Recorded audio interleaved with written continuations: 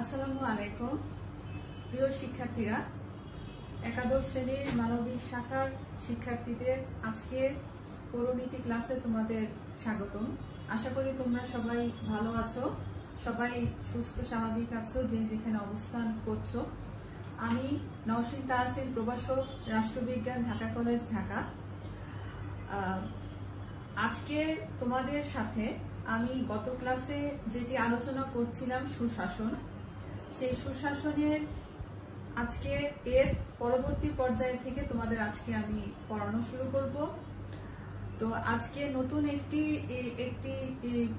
সুশাসনের নতুন একটি বিষয় নিয়ে আলোচনা করার পূর্বে তোমাদের আমি এর বিগত ক্লাসে তোমাদের আমি যা পড়িয়েছিলাম, সুশাসন কাকে বলে, সুশাসনের বৈশিষ্ট্য, সুশাসনের প্রতিষ্ঠার সমস্যা এবং তার সমাধানের উপায়, এই বিষয়গুলো নিয়ে তোমাদের সাথে আমি গত ক্লাসে আলোচনা করেছিলাম। তো আজকে এরপর থেকে তোমাদের সাথে আমি আলোচনা করব। তো নতুন একটি টপিকস বা নতুন একটি সুশাসনের আরেকটি টপিকস নিয়ে আলোচনা করার পূর্বে তোমাদের এর পূর্ববর্তী ক্লাসের অল্প একটু তোমাদেরকে সাথে একটু আলোচনা করে নেই। যেমন আমরা গত ক্লাসে আমরা দেখেছিলাম যে সুশাসন আসলে একটি সুন্দর সমাজ ব্যবস্থা বা সুন্দর একটি রাষ্ট্রীয় ব্যবস্থাকে আমরা সুশাসন বলে থাকি। যে এমন একটি ব্যবস্থা যে 1917 সালে যখন বিশ্বের সমাজতান্ত্রিক রাষ্ট্রগুলো যখন প্রতিষ্ঠিত হয় এবং এই সমাজতান্ত্রিক রাষ্ট্রগুলোর যে তাদের নিজেদের ক্ষমতা এবং তার প্রবৃদ্ধি বৃদ্ধি করার জন্য বিশ্বব্যাপী রাষ্ট্রগুলোর মধ্যে যে একটি চরম প্রতিযোগিতামূলক একটি পরিবেশ তৈরি হয়েছিল, সেই প্রতিযোগিতামূলক পরিবেশের একটি কুফল বা প্রতিযোগিতামূলক পরিবেশের কুপ্রভাব থেকে সমাজ এবং রাষ্ট্র ব্যবস্থাকে বাঁচানোর জন্য বিশ্বের পুঁজিবাদী রাষ্ট্রগুলো পরবর্তীতে তারা এই সমাজতন্ত্র এবং পুঁজিবাদের যে ফলাফলের ব্যতিক্রম ঘটিয়ে তারা একটি নতুন রাষ্ট্র ব্যবস্থা বা নতুন একটি রাষ্ট্রের একটি জন্ম দিতে তারা সমর্থ হয় এবং সেটাকে আমরা বলি হচ্ছে জনকল্যাণকর রাষ্ট্র বা কল্যাণকর রাষ্ট্র। এই কল্যাণকর রাষ্ট্রের একটি অন্যতম ধারণা হচ্ছে সুশাসন। 1989 সালে বিশ্বব্যাংক সর্বপ্রথম এই ধারণাটির একটি প্রস্তাব উল্লেখ করেন। এই প্রস্তাবের প্রেক্ষিতে এমন একটি সমাজ ব্যবস্থা বা রাষ্ট্র ব্যবস্থাকে আমরা সুশাসন বলতে পারি, যেখানে শাসক এবং শাসিতদের মধ্যে একটি সুসম্পর্ক বজায় থাকবে, রাষ্ট্রে আইনের শাসন প্রতিষ্ঠা হবে, জনগণের বাক স্বাধীনতা নিশ্চিত হবে, জনগণ মৌলিক অধিকার সমূহ যথাযথভাবে ভোগ করবে, রাষ্ট্রের শাসকগণ আইনসভার নিকট তারা দায়বদ্ধ থাকবে, বিচার বিভাগের স্বাধীনতা থাকবে এবং এতে নির্বাচনের মাধ্যমে সরকার পরিবর্তন ঘটবে এবং নির্বাচনে জনসাধারণের অংশগ্রহণ থাকবে এবং এমন একটি রাষ্ট্রীয় ব্যবস্থা যেখানে প্রশাসন, সরকার দলীয়, বিরোধী দলীয় জোট সকলের রাষ্ট্রের কাছে একটি দায়বদ্ধতা বা জবাবদিহিতা নিশ্চিত করবে এবং রাষ্ট্রের নাগরিকগণ তারা রাষ্ট্রে বসবাসরত অবস্থায় তাই সেগুলোর প্রতি তারা অনুগত এবং বাধ্যগত থাকবে এবং সকল প্রকার রাজনৈতিক অস্থিতিশীলতা, রাজনৈতিক সহিংসতা, এই সব কিছু রাষ্ট্র থেকে তখন বিলোপ হবে। এ ধরনের একটি শাসন ব্যবস্থা যেটি নাকি সমাজ এবং রাষ্ট্র জীবনের জন্য একটি কাম্য এবং একটি সুন্দর জীবনযাপনের জন্য প্রয়োজনীয় শাসন ব্যবস্থাকে আমরা বলেছিলাম হচ্ছে সুশাসন। তো এই সুশাসন প্রতিষ্ঠা করার জন্য আমাদের যেমন নাগরিক এবং সরকার পক্ষ উভয়কে একটি সম্মিলিত প্রচেষ্টার মাধ্যমে বা আমরা বলতে পারি যে একটি ঐকান্তিক প্রচেষ্টার মাধ্যমে আমরা রাষ্ট্রে সুশাসন প্রতিষ্ঠার পথটাকে আরো বেশি সুগত করতে পারি। তো সেই বিষয়টা নিয়ে তোমাদের সাথে আমি আজকে আলোচনা করব যে সুশাসন প্রতিষ্ঠা সরকার বা সরকার দলীয় জোটের কি ধরনের সাহায্য সহযোগিতা আমরা পেয়ে থাকি। যেমন আমরা বলতে পারি যে সংবিধানে যখন একটি রাষ্ট্রের এর অন্যতম শাসনযন্ত্র বা যেটির উপরে ভিত্তি করে সরকার তার শাসনযন্ত্র পরিচালিত করে সেটাকে আমরা বলে থাকি হচ্ছে সংবিধান। সংবিধানকে আমরা বলে থাকি রাষ্ট্র পরিচালনার দলিল। সংবিধানের ভিত্তিতে একটি দেশের নির্বাচিত সরকার তার রাষ্ট্র কাঠামো, তার রাষ্ট্রযন্ত্র, তার শাসনযন্ত্রটা পরিচালিত করে এবং নিয়ন্ত্রিত করে। সংবিধানের মাধ্যমে যেহেতু রাষ্ট্রের সমস্ত নীতি নির্ধারণ এবং আইনগুলো প্রণীত হয়ে থাকে, এজন্য সংবিধানে অবশ্যই জনগণের মৌলিক অধিকারের সন্নিবেশ ঘটাতে হবে। জনগণকে তাদের মৌলিক অধিকার সমূহ কি কি, তাদের একটি স্বাধীন রাষ্ট্রের নাগরিক হিসেবে জনগণ একটি সামাজিক, রাজনৈতিক, অর্থনৈতিক দিক থেকে কি সকল সুযোগ সুবিধা সমূহ রাষ্ট্র থেকে তারা পাবে, সেই বিষয়টিকে অবশ্যই জনগণের সামনে অবগত হতে হবে। মৌলিক অধিকার সম্পর্কে যখন সরকার এবং প্রশাসন উভয় যখন জনগণের তাদের ইচ্ছা অনিচ্ছাগুলো, চাওয়া পাওয়াগুলো যেমন সংবিধানে সন্নিবেশ ঘটাবে, তখনই রাষ্ট্রের নাগরিকগণ সুশাসন রাষ্ট্রে প্রতিষ্ঠিত হচ্ছে বা হওয়ার প্রক্রিয়াধীন সেই বিষয়টি সম্পর্কে অবশ্যই নিশ্চিত হবে। জনগণের অবশ্যই মত প্রকাশের স্বাধীনতা থাকতে হবে। প্রত্যেকেই একটি স্বাধীন রাষ্ট্রের নাগরিক হিসেবে তার নিজস্ব মতামত প্রকাশ করার মতো অধিকারের ব্যবস্থা থাকতে হবে। যে কোনো পরিস্থিতি সমাজ এবং রাষ্ট্রে যেটি উদ্ভূত হয় না কেন, সেটি অবশ্যই যে কোনো শান্তিপূর্ণ উপায়ের মাধ্যমে সেটি মীমাংসার ব্যবস্থা করতে হবে। কোনো রকমের হরতাল, সংঘর্ষ, মারামারি, হানাহানি না, বরং যে কোনো সমস্যার সমাধান সেটি আলোচনা সমালোচনার ভিত্তিতে রাষ্ট্রের মধ্যে সেটিকে সমাধানের প্রয়াস আমাদের ঘটাতে হবে। আমাদেরকে সরকারকে একটি দায়িত্বশীল সরকার ব্যবস্থা হিসেবে প্রতিষ্ঠিত করতে হবে। আমরা জানি যে কোনো রাষ্ট্রের গণতান্ত্রিক রাষ্ট্রসমূহ, আমাদের উন্নয়নশীল দেশসমূহ এবং উন্নত বিশ্বের যে সকল দেশসমূহ যেসব দেশে গণতান্ত্রিক শাসন ব্যবস্থা প্রতিষ্ঠিত হয়েছে, এই গণতান্ত্রিক রাষ্ট্রসমূহে তাদের যে সরকার যারা নির্বাচিত হয় তারা অবশ্যই গণতান্ত্রিক পদ্ধতির মাধ্যমে, আর সেই গণতান্ত্রিক পদ্ধতিটি হচ্ছে নির্বাচন। নির্বাচনের মাধ্যমে যখন একটি দেশের গণতান্ত্রিক সরকার প্রতিষ্ঠিত হয়, এই গণতান্ত্রিক সরকার তার সমুদয় কাজের জন্য, তার সমুদয় কর্মকাণ্ডের জন্য অবশ্যই তাকে আইনসভার নিকট তাকে জবাবদিহি থাকতে হবে। তাকে যে কোনো কাজ তাকে যেটি সে করে থাকবে না কেন সেটি অবশ্যই আইনসভা কর্তৃক সমর্থিত, সংবিধান কর্তৃক সমর্থিত হতে হবে এবং সরকারকে তার শাসন বিভাগ এবং আইন বিভাগ, বিচার বিভাগ প্রত্যেকের কাছে তার নিজের কাজের দায়িত্বশীলতা এবং জবাবদিহি থাকতে হবে। একটি সরকার বা সরকার যন্ত্র যখন তার জনসাধারণের কাছে যখন দায়িত্বশীল থাকে, তখন সে সরকার কখনো স্বৈরাচারী সরকার বা জনগণের বিপক্ষে নীতি নির্ধারণ করবে এ ধরনের কোনো মানসিকতা তখন আর সেই সরকারের কখনো হতে পারে না। এজন্য অবশ্যই একটি নির্বাচিত সরকারকে একটি দায়িত্বশীল ভূমিকায় অবতীর্ণ হতে হবে। প্রশাসন যন্ত্র যারা পরিচালনা করবে তাদেরকে অবশ্যই প্রভু ভক্তু না হয়ে তাদেরকে অবশ্যই জবাবদিহি মূলক একটি প্রশাসন ব্যবস্থা গড়ে তুলতে হবে। শুধুমাত্র সরকার এবং তার সরকার দলীয় লোকই শুধুমাত্র জবাবদিহি করলে হবে না। এক্ষেত্রে প্রশাসনের কাজে যারা নিয়োজিত সরকারের উচ্চপদস্থ কর্মকর্তা কর্মচারী বৃন্দ, যাদেরকে আমরা আমলা বলে থাকি, সরকারের নীতি নির্ধারণ প্রক্রিয়ার সাথে যারা সরাসরি ভাবে জড়িত থেকে সরকারকে সকল দিক থেকে সাহায্য সহযোগিতা এবং পরামর্শ দিয়ে থাকে, সেই একটি বিশেষ শ্রেণীকে আমরা বলে থাকি আমলা। তারা শুধুমাত্র সরকারের সাথে একই সাথে কাজ করে, সরকারের নীতি নির্ধারণ, সরকারকে তারা পরামর্শ এবং তারা আইন প্রণয়ন যে কোনো বিষয়ে তারা পরামর্শ সহযোগিতা করে থাকে এবং তারা অবশ্যই সরকার কর্তৃক নিয়োগপ্রাপ্ত এবং একটি বিশেষ প্রতিযোগিতামূলক পরীক্ষার মাধ্যমে তারা নির্বাচিত হয়ে তারা শাসন যন্ত্রে তারা সরাসরিভাবে যুক্ত হয়েছে। তারা নির্দলীয় একটি ব্যক্তিবর্গ, কিন্তু তারা প্রশাসন যন্ত্রে যখন তাদের অবতীর্ণ হবে, তখন অবশ্যই তাদেরকে একটি দায়িত্বশীল ভূমিকায় তাদেরকে অবতীর্ণ হতে হবে এবং সবাইকে সবার অবস্থান থেকে অবশ্যই সেক্ষেত্রে তাদেরকে জবাবদিহি থাকতে হবে।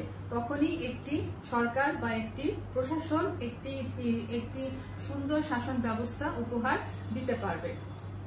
সরকারকে অবশ্যই দক্ষ এবং কার্যকর একটি সরকার হতে হবে, যে সরকার নাকি দেশ এবং প্রশাসনকে যথাযথভাবে পরিচালনা করার যা দক্ষতা এবং যোগ্যতা সম্পন্ন একটি নেতৃত্ব দিতে পারবে। তো এক্ষেত্রে সকলের কাছে গ্রহণযোগ্য এবং সকলের কাছে সম্মানীয় এমন একজন ব্যক্তিকে অবশ্যই রাষ্ট্রনায়ক হিসেবে নির্বাচিত করতে হবে এবং সেই ব্যক্তির অধীনে যারা অধীনস্থ যে সকল মন্ত্রী পরিষদের সদস্য, সংসদ সদস্য, প্রত্যেকেই সকলের কাছে গ্রহণযোগ্য এবং মনোনীত ব্যক্তি হতে হবে এবং তখনই একটি প্রশাসনকে আমরা একটি দক্ষ এবং একটি কার্যকর প্রশাসন হিসেবে আমরা তাকে বলতে পারি।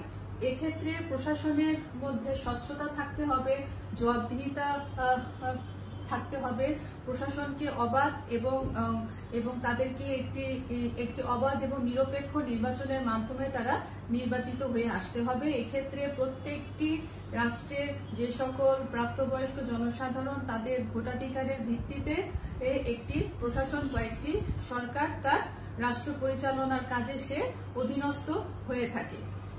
রাষ্ট্রীয় আইনের শাসনকে যথাযথভাবে প্রতিষ্ঠিত হতে হবে। আমরা জানি যে অধ্যাপক ডাইসি বলেছেন, রাষ্ট্রীয় আইনের শাসন প্রতিষ্ঠিত হতে হলে এমন একটি ব্যবস্থা তৈরি করতে হবে যেখানে আইনের দৃষ্টিতে সকলেই সমান, সকলেই আইনের মাধ্যমে শাস্তি পাবার উপযোগী এবং শুনানি গ্রহণ ব্যতীত কারোর বিরুদ্ধে কোনো শাস্তিমূলক বা আইনানুগ ব্যবস্থা গ্রহণ করা যাবে না। এই তিনটি নীতির ভিত্তিতে আমরা বলতে পারি যে রাষ্ট্রে অবশ্যই আইনের শাসন প্রতিষ্ঠিত হয়েছে এবং সুশাসন প্রতিষ্ঠা করতে হলে একটি সরকার বা একটি দক্ষ সরকারকে অবশ্যই রাষ্ট্রে আইনের শাসনটাকে যথাযথভাবে প্রয়োগ করতে হবে এবং সেটি আসলে সঠিকভাবে বাস্তবায়িত হচ্ছে কিনা সেটি অবশ্যই খেয়াল রাখতে হবে। রাষ্ট্রে অবশ্যই বিচার বিভাগের গতিশীলতা থাকতে হবে এবং বিচার বিভাগকে অবশ্যই একটি নিরপেক্ষ একটি শাসন যন্ত্র হিসেবে প্রতিষ্ঠিত করতে হবে। বিচারকদের নিয়োগ প্রক্রিয়া এবং বিচারকদের যখন বিচার কার্য সম্পন্ন করে সেটি অবশ্যই প্রশাসন এবং প্রশাসনের ছত্রছায়ার বাইরে থেকে তাদেরকে এই কাজটি করতে হবে। তাদের বিচার কার্য পরিচালনা করার সময় প্রশাসনের কোনো হস্তক্ষেপ কখনো আরোপ করা যাবে না। এক্ষেত্রে রাষ্ট্রের সঠিক বিচার কার্য সম্পন্ন হওয়া থেকে দূরে থাকবে এবং দেশের জনসাধারণ তারা সঠিক বিচার কাজ বা একটি স্বচ্ছ বিচার কাজ হওয়া থেকে তারা অবশ্যই ন্যায় বিচার পাবে না এবং দেশের জনসাধারণই এক্ষেত্রে কিন্তু বঞ্চিত হবে। এবং একটি রাষ্ট্রের যদি রাষ্ট্রের আইন আর রাষ্ট্রের বিচার কাজটা যদি সঠিকভাবে না হয় তখন কিন্তু সেই রাষ্ট্রে কখনো সুশাসন সঠিকভাবে কখনো বিরাজ করতে পারে না। আইনসভাকে একটি গতিশীল এবং একটি কার্যকর আইনসভা হিসেবে গড়ে তুলতে হবে। আমরা জানি যে একটি গতিশীল বা একটি কার্যকর আইনসভা হিসেবে প্রতিষ্ঠিত করতে হলে আইনসভাকে এমন একটি পর্যায়ে নিয়ে আসতে হবে যেখানে সরকারি দল এবং বিরোধী দল উভয়ই সংসদে উপস্থিত থাকবে এবং সংসদে যে কোনো সমস্যা বা যে কোনো সমালোচনা যখন তৈরি হবে সেটির মীমাংসা অবশ্যই এই সংসদের মধ্যে থেকেই করতে হবে এবং সংসদে যদি একটি সরকারি দল এবং বিরোধী দল উভয়ই যদি উপস্থিত থাকে এবং উভয়ে যদি সম্মিলিত আলোচনার মাধ্যমে যে কোনো সমস্যার যদি সমাধান করা যায় তখনই এই ধরনের সংসদকে আমরা বলি একটি গতিশীল এবং একটি কার্যকর সংসদ এবং একটি সুষ্ঠু গণতান্ত্রিক চর্চা যে সকল দেশের মধ্যে বিদ্যমান আছে প্রত্যেকটি দেশের মধ্যেই কিন্তু অবশ্যই সংসদকে কিন্তু একটি গতিশীল এবং একটি কার্যকর সংসদ হিসেবেই কিন্তু তাকে কাজ করতে হয়। কারণ সুশাসন নিশ্চিত করতে হলে রাষ্ট্রে একটি দক্ষ এবং একটি কার্যকর সংসদ অবশ্যই কিন্তু প্রতিষ্ঠিত করতে হবে। এছাড়া আমরা দেখতে পাই যে অবশ্যই রাষ্ট্রের স্থানীয় সরকার যে কাঠামো, স্থানীয় সরকারের ব্যবস্থা, সেই স্থানীয় সরকার ব্যবস্থাটা অনেক বেশি শক্তিশালী হতে হবে দেশের রাজনীতি এবং নীতি নির্ধারণের ক্ষেত্রে সরকারকে কিন্তু পুরোপুরি ভাবে কিন্তু স্থানীয় সরকারই কিন্তু তারা কিন্তু সক্রিয়ভাবে কিন্তু অংশগ্রহণ, তারা কিন্তু রাজনৈতিক ভাবে সামাজিক ভাবে সকল দিক থেকে তারাই কিন্তু সবচেয়ে বেশি সাহায্য এবং তারাই কিন্তু সবচেয়ে বেশি একটি জোরদার সমর্থন করে থাকে। তো এক্ষেত্রে স্থানীয় সরকার ব্যবস্থাটা যদি গ্রহণযোগ্য একটি স্থানীয় সরকার ব্যবস্থা না হয়, তো তখন কিন্তু রাষ্ট্রের যে প্রশাসন যন্ত্রটা সেটি কিন্তু অনেকাংশে দুর্বল হয়ে পড়ে। তো এজন্য এই বিষয়টিকে অবশ্যই মাথায় রাখতে হবে এবং জনগণকে সবচেয়ে বেশি যে জিনিসটি দরকার যে আসলে সরকার এবং তার যে অঙ্গ সংগঠন বা তার যে সরকার কাঠামো কেউই কিন্তু সঠিকভাবে কিন্তু রাষ্ট্রের সুশাসন প্রতিষ্ঠা করতে পারবে না যদি রাষ্ট্রের নাগরিকগণ এই বিষয় সম্পর্কে সচেতন না হন। এক্ষেত্রে নাগরিক সচেতনতাটা অনেক বেশি প্রয়োজন, কারণ একটি দেশের নাগরিকরাই পারে কিন্তু রাষ্ট্রের প্রশাসন যন্ত্রটাকে আরো বেশি গতিশীল করার। তো এটা গেল হচ্ছে গিয়ে সুশাসন প্রতিষ্ঠার ক্ষেত্রে আমাদের সরকারের কি কি করণীয়। এখন একটি স্বাধীন রাষ্ট্রের নাগরিক হিসেবে শুধুমাত্র সরকারই কিন্তু দেশ পরিচালনা করে না, রাষ্ট্রের নাগরিকরাও কিন্তু সরকারকে কিন্তু রাষ্ট্র পরিচালনা করার ক্ষেত্রে কিন্তু সাহায্য করে থাকে এবং সরকার এবং জনগণের উভয় প্রচেষ্টার মাধ্যমেই কিন্তু একটি গণতান্ত্রিক রাষ্ট্রে কিন্তু সুশাসন বা একটি সুন্দর শাসন ব্যবস্থা কিন্তু বিরাজ করে। তো এজন্য এখন আমরা যেটা জানবো যে সুশাসন প্রতিষ্ঠায় আসলে নাগরিকদের দায়িত্ব ও কর্তব্য।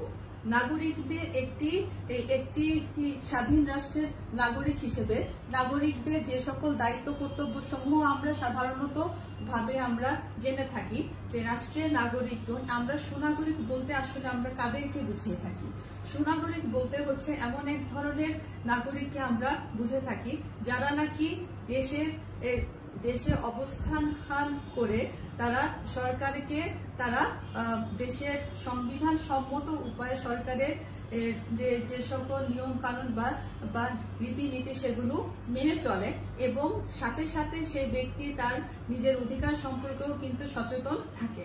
তো এই ধরনের একজন নাগরিককে কিন্তু আমরা বলে থাকি সুনাগরিক। তো একটি দেশের সুনাগরিক হতে হলে বা একটি দেশের একটি স্বাধীন রাষ্ট্রের নাগরিক হতে হলে তাদের কিন্তু কিছু দায়িত্ব কর্তব্য আছে যেটি নাকি সুশাসন প্রতিষ্ঠার কাজে যেটি সরাসরি ভাবে সেটি যুক্ত হতে পারে। যেমন আমরা দেখি যে তাদেরকে কিন্তু সামাজিক ভাবে কিছু দায়িত্ব পালন করতে হয়, যেমন সামাজিক ভাবে তাদের মধ্যে সচেতনতা বাড়াতে হবে। সুশাসন এবং তার সুফল সম্পর্কে পরিজন থেকেই কিন্তু সর্বপ্রথম কিন্তু একটি শিশু রাষ্ট্র সমাজ ব্যবস্থা গণতন্ত্র তো এই সকল বিষয় সম্পর্কে কিন্তু ধারণা পেয়ে থাকে। তো এক্ষেত্রে পরিবার একটি বড় একটি ভূমিকা পালন করে, কারণ পরিবারের মাধ্যমে একটি শিশু লালিত পালিত হয় এবং পরিবার থেকেই কিন্তু একটি শিশু রাষ্ট্র এবং সমাজ সম্পর্কে প্রথম শিক্ষা লাভ পায়। তো এজন্য সুশাসনটাকে আমাদেরকে জনসমুখে বা জনগণের মধ্যে তার সুফলটা সম্পর্কে আলোচনা করতে হলে সেটা অবশ্যই কিন্তু আমাদেরকে সামাজিকভাবে আরো বেশি দায়িত্বশীল হতে হবে। আমাদের পারিবারিকভাবে এই জিনিসটি সম্পর্কে আরো বেশি সচেতনতা আমাদের আনতে হবে। আমরা রাষ্ট্রের প্রতি আমাদের আনুগত্য প্রকাশ করা, আমরা একটি রাষ্ট্রের বা একটি স্বাধীন রাষ্ট্রের নাগরিক হিসেবে আমাদেরকে নিজ রাষ্ট্রের প্রতি দেশাত্মবোধক এবং হচ্ছে গিয়ে আমাদের মধ্যে অবশ্যই নিজ দেশের প্রতি অনুরাগ ভালোবাসা আছে এবং সেই অনুরাগ ভালোবাসা থেকে আমরা আমাদের নিজের দেশের প্রতি কিন্তু আমাদের একটি আনুগত্য বা আমাদের নিজ দেশের প্রতি একটি ভক্তি এবং শ্রদ্ধা আছে। সেই বিষয়টিকে মাথায় রেখে আমাদের অবশ্যই আমাদের নিজ রাষ্ট্রের প্রতি আমাদের আনুগত্য প্রকাশ করতে হবে এবং নিজ রাষ্ট্রের প্রতি আমাদের মমত্ববোধ আরো বাড়াতে হবে, কারণ তখনই কিন্তু আমাদের মধ্যে নিজের দেশের জন্য কাজ করা বা নিজের দেশের জন্য কিছু করা, তো এই বিষয়টি আমাদের তখন মাথায় আসবে। এরপরে হচ্ছে গিয়ে আমাদেরকে অবশ্যই নিজ রাষ্ট্রের সম্বন্ধে যখন আমরা জানবো, নিজ রাষ্ট্র সম্বন্ধে যখন আমাদের শ্রদ্ধা ভক্তি ভালোবাসা প্রদর্শন করবো, তখন অটোমেটিক ভাবে আমাদের মধ্যে কিন্তু এই রাষ্ট্রের আইনটাকে যথাযথভাবে পালন করা বা আইনটাকে যথাযথভাবে মেনে নেওয়ার যে একটি মানসিকতা সেটি কিন্তু তৈরি হবে।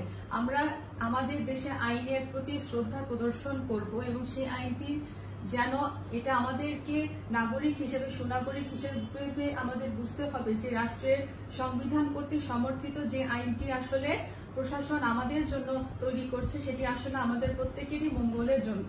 এবং এই জিনিসটিকে মাথায় রেখে আমাদেরকে অবশ্যই রাষ্ট্রের আইনটাকে মান্য করতে হবে। যেমন তোমাদের একটি এখন উদাহরণ দিই, যে বর্তমানে আমাদের একটি করোনা ভাইরাসের বা কোভিড-19 যে একটি প্রভাব চলছে, তার জন্য আমাদের প্রত্যেকের কিন্তু মাস্ক পরা এখন বাধ্যতামূলক।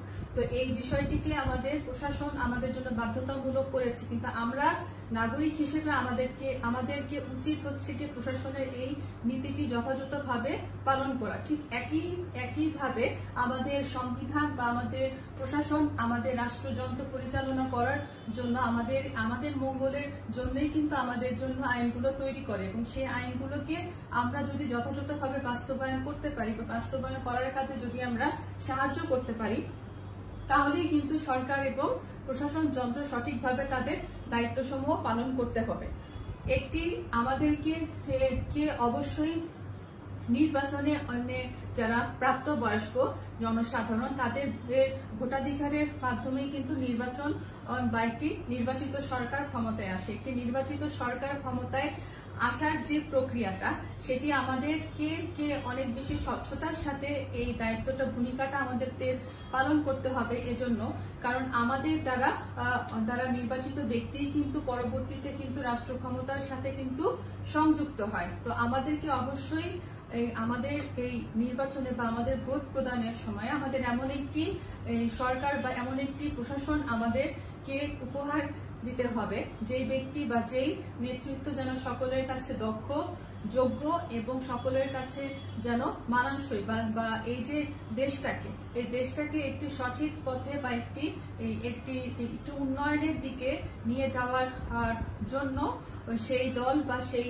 নেতৃত্ব একটি উপযোগী একটি প্রশাসন। তো এমন একটি প্রশাসনকে কিন্তু আমরাই কিন্তু আসলে কিন্তু ভোট দিয়ে কিন্তু সামনে আনতে পারি। তো এই জন্য আমাদেরকে অবশ্যই দক্ষ এবং যোগ্য ব্যক্তিকে নির্বাচন করতে হবে। আরেকটি গুরুত্বপূর্ণ জিনিস, সেটি হচ্ছে কি একটি স্বাধীন রাষ্ট্রের নাগরিক হিসেবে বা আমরা বাংলাদেশি জনসাধারণ হিসেবে আমরা এই দেশে আমরা বসবাস করি। তো আমাদেরকে অবশ্যই কিন্তু আরেকটি গুরুত্বপূর্ণ জিনিস অবশ্যই করতে হবে, সেটা হচ্ছে নিয়মিতভাবে কর প্রদান করার। কারণ এই জিনিসটি আমাদেরকে মাথায় রাখতে হবে যে আমাদের দ্বারা আমাদের প্রদত্ত করের মাধ্যমে কিন্তু সরকার তার প্রশাসন যন্ত্র পরিচালনা করে। তো এজন্য যদি যার যেরকম সামর্থ্য আছে, যার আয় অনুযায়ী তার করটা নির্ধারণ করা হয়, এবং তাদের আয়ের জনসাধারণের প্রত্যেকের তাদের আয়ের একটি নির্দিষ্ট অংশ বছরে একবার সরকারের কোষাগারে জমা দিয়ে থাকে, তাকে আমরা বলে থাকি রাজস্ব আয় সরকারের। তো এরকম এই করের মাধ্যমে কিন্তু সরকারের তার রাষ্ট্র পরিচালনা করার যে প্রধান যে সেক্টর বা যে খাত, সেটি হচ্ছে এই কর বা রাজস্ব আয়। তো এটিকে সরকার যেন যথাযথভাবে কোনো রকম বাধা বিঘ্ন ছাড়া আমরা যদি সহযোগিতা করি, তাহলে কিন্তু সরকার কিন্তু এই আদায়টাকে আরো বেশি কিন্তু সচ্ছলভাবে করতে হবে। তো এই ক্ষেত্রে আমাদের অবশ্যই সরকারকে যথাযথভাবে আমাদেরকে সহযোগিতা করতে হবে। এছাড়া আমাদের যাদের সন্তান আছে, আমাদের প্রত্যেকের সন্তানদের উচিত এই বিষয়টি শিক্ষা দেওয়ার, যে একটি সুনাগরিক হিসেবে প্রত্যেকটি সন্তান যেন গড়ে ওঠে। কেউ যেন রাষ্ট্রের জন্য কেউ যেন বোঝা না হয়, রাষ্ট্রের নিয়ম নীতি আইন শৃঙ্খলা যেন প্রত্যেকেই মেনে চলে, এবং একটি সুন্দর এবং একটি রাষ্ট্র ব্যবস্থা যেন আমরা উপহার দিতে পারি।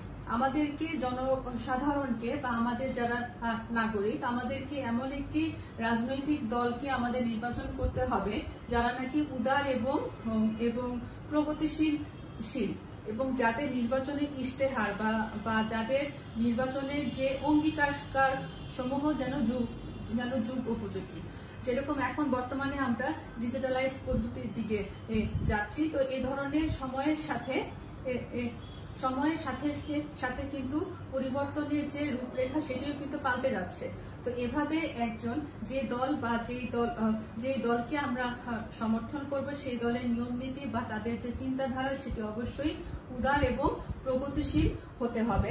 এছাড়া আমাদের যে জাতীয় যে সকল সম্পদ সমূহ যেরকম আছে, যেমন আমাদের রাস্তাঘাট, আমাদের যে এরপর আমাদের রাস্তাঘাট, গাড়ি ঘোড়া, ঠিক আছে, প্রত্যেকেরই যার যার নিজস্ব যে একটি সম্পদ ব্যবস্থা। তো আমাদের যে রাজনৈতিক, আমাদের উন্নয়নশীল দেশের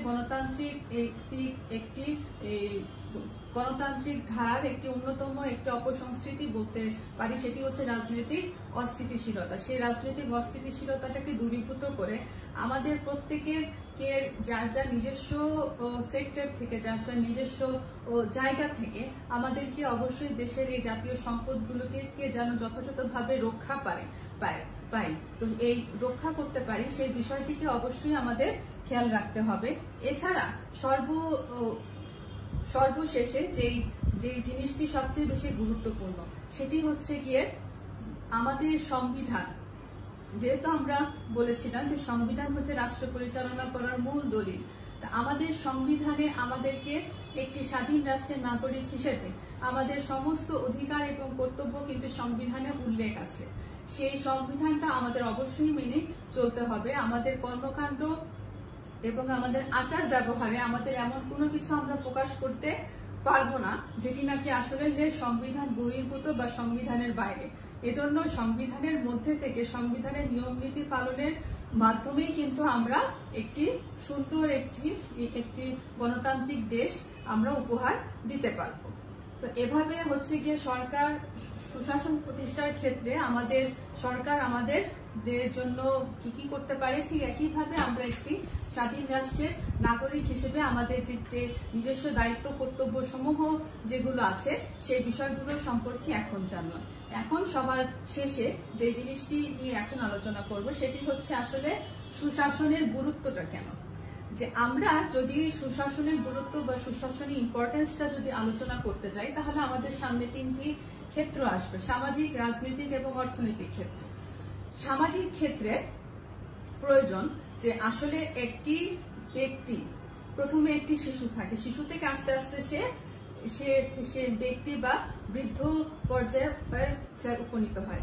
তো এভাবে একটি শিশু থেকে একটি বৃদ্ধ হবার পর্যন্ত তার যে বয়সের যে সময়সীমা, তো এক একটি পর্যায়ে একটি বাচ্চা এক এক রকম ভাবে সমাজে তার নিজস্ব অবদানগুলো কিন্তু দিতে পারে। এবং এই যে একটি শিক্ষা বা এই যে একটি সুনাগরিক বা একটি সফল একজন নাগরিক বা একটি রাষ্ট্রের জন্য উপযোগী একজন নাগরিকের শিক্ষাটা কিন্তু আমরা এই সামাজিক ক্ষেত্র থেকেই, সামাজিক বা পারিবারিক ক্ষেত্র থেকেই কিন্তু পেয়ে থাকি। তো এই যে আমাদের যে বিবর্তনটা, তো এই বিবর্তনটা আমরা আমাদের যার যার নিজস্ব অবস্থান থেকে আমাদের এই যে সাহায্য সহযোগিতা করার মনোভাব, পরের প্রতি আমাদের সদাচার, আমাদের মহানুভবতা, শিষ্টাচার, সহমর্মিতা, সহনশীলতা, এই যে মানবিক গুণাবলীর সংমিশ্রণ আমরা দেখতে পাই, সেটি কিন্তু আসলে পরিবার বা সামাজিক ক্ষেত্র থেকেই কিন্তু আমরা সর্বপ্রথম পেয়ে থাকি। এবং এই শিক্ষাটা কিন্তু আমাদের সুশাসন আমাদের দিয়ে থাকে। ঠিক একইভাবে যদি আমরা রাজনৈতিক ক্ষেত্র থেকে আমরা যদি আলোচনা করি, যে এই যে একটি সহনশীলতা বা এই যে সুশাসনের যে নীতিটা, এটি যদি আমরা আমাদের রাজনৈতিক ক্ষেত্রে আমরা যদি প্রয়োগ করি, তাহলে আমরা দেখব যে সরকারি দল এবং বিরোধী দল উভয়ের সাথে কিন্তু বৈরী সম্পর্কর বদলে একটি সুন্দর একটি মধুর সম্পর্ক প্রতিষ্ঠিত হবে। রাষ্ট্রের যে প্রশাসন কাঠামো সেটি আরো বেশি জবাবদিহি হবে, দায়িত্বশীল হবে, সরকারও আরো অনেক দায়িত্বশীল ভূমিকায় অবতীর্ণ হবে। সংখ্যালঘু এবং যারা সংখ্যা গরিষ্ঠ উভয় বৈষম্যমূলক মনোভাব সেটি আস্তে আস্তে বিলোপ হবে এবং একটি সুন্দর সমাজ কাঠামো বা একটি রাষ্ট্র কাঠামো আমরা উপহার দিতে পারবো। এবং সর্বশেষে আমরা দেখি অর্থনৈতিক ক্ষেত্রে আমাদের সুশাসন অনেক বেশি উপযোগী ভূমিকায় অবতীর্ণ হয়। কারণ একটি দেশের যখন রাজনৈতিক ব্যবস্থা যখন অস্থিতিশীল থাকে বা প্রশাসন যন্ত্র যখন ভঙ্গুর থাকে বা দুর্বল থাকে, তখন দেশের বিদেশি যারা উদ্যোক্তা যারা আছে তারা কিন্তু দেশে কিন্তু বিনিয়োগ করতে কিন্তু আগ্রহী থাকে না, কারণ আমাদের দেশের রাজনৈতিক ব্যবস্থাটা অস্থিতিশীল বা ভঙ্গুর। তো তখন দেখা যায় যে সরকারের জাতীয় আয় কমে যায়, ব্যবসা বাণিজ্যের ক্ষেত্রে একটি প্রধান যে ধস বা লস আমরা দেখতে পারি। ঠিক একইভাবে কিন্তু সরকারের কিন্তু রাজস্ব খাতও কিন্তু কমে যায়। তো এভাবে কিন্তু দেশের অর্থনীতির চাকাটাকে সচল রাখার জন্য আমাদের কিন্তু রাজনৈতিক অর্থনীতি সকল দিকটি কিন্তু একটির সাথে আরেকটি সম্পর্কযুক্ত, এবং যদি একটি ক্ষেত্র যদি সহযোগিতামূলক মনোভাব পোষণ না করে তাহলে কিন্তু বাকিদের কারোর পক্ষে কিন্তু একার পক্ষে কাজ করা কখনো সম্ভব না। এজন্য প্রত্যেকে যার যার নিজস্ব অবস্থানে থেকে যদি একটি সুন্দর বা একটি সফল কাঠামো যদি উপহার দিতে পারে তাহলে কিন্তু সুশাসনটাকে কিন্তু যেটি নিয়ে আমরা আলোচনা করছিলাম যে গুরুত্বটা কিন্তু বৃদ্ধি পাবে।